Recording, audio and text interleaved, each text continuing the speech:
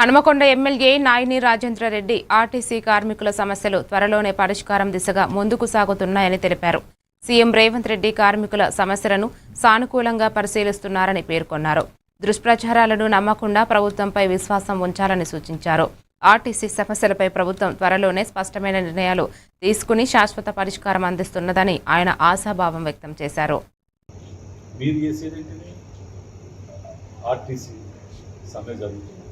వాస్తవానికి వాళ్ళ కోరికలు కూడా గవర్నమెంట్ 32లో 29 పరిశీలనలు తీసుకున్నారు. ఇవాళ క్యాబినెట్ సమావేశం జరుగుతుంది.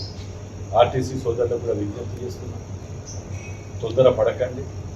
ఎందుకంటే వాటిని అన్నిటినీ ఇలా క్యాబినెట్లో కానివ్వండి, ముఖ్యమంత్రి గారు క్యాబినెట్ అందరు కలిసి కూడా వాటిని పరిశీలన తీసుకొని మీ సమస్యలు పరిష్కారం చేయడానికే శత విధాల ప్రయత్నం చేస్తుంది. ఇక్కడ ఎంత భూమి పారిపోయేది కాదు.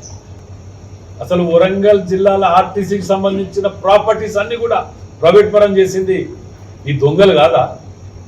కూడా టైర్ ట్రేడింగ్ ఫ్యాక్టరీ ఎక్కడ ఎన్ని ఎకరాలు ఎన్ని కోట్ల ప్రాపర్టీ అది ప్రైవేట్ పరం చేసింది కాదు. అది ఈ దొంగలు ఇలా ముసలి కన్నీరు కాల్చి మళ్ళా ఒలకపోస్తున్న పటాకాలు కాల్తాను ఇంకో దొంగ ఇక్కడ. ఏం కర్మది? కోర్టు తీర్పు ఏమి ఇచ్చిందే? ఈ యొక్క వేసిన కమిటీకి నోటీస్ ఇవ్వకుండా చేసింది కాబట్టి కమిటీ చెల్లరు. సిబిఐ ఈబీఐ మిగతా అన్నిటి కూడా నడిపి దాని వాళ్ళు కానీ దానికి అడ్డు కాదు అని చెప్పింది. సిగ్గు అనిపిస్తలే రోడ్డు మీదకి వచ్చి సెలబ్రేషన్ చేసుకోవడానికి? ఒక ఆమెలో లిక్కర్ కేసులో పోతాడు, ఒకడు ఇంకో కేసులో పోతాడు. వీళ్ళు కట్టిన బ్రిడ్జులు రీడిజైన్ పేరుతోటి కోట్ల రూపాయలు దొరకదని వీళ్ళ హాయంలో కట్టే వీళ్ళ హాయంలో కూలిపోతే బాంబులు పెట్టిన ఇంకో దొంగ అంటాడు. మీరు చేసిన తప్పులకు మా ముఖ్యమంత్రి రేవంత్ రెడ్డి గారు కాబట్టి ఓపిక పడతాను కాబట్టి ఇంకా మీరు బయట తిరుగుతాను తప్ప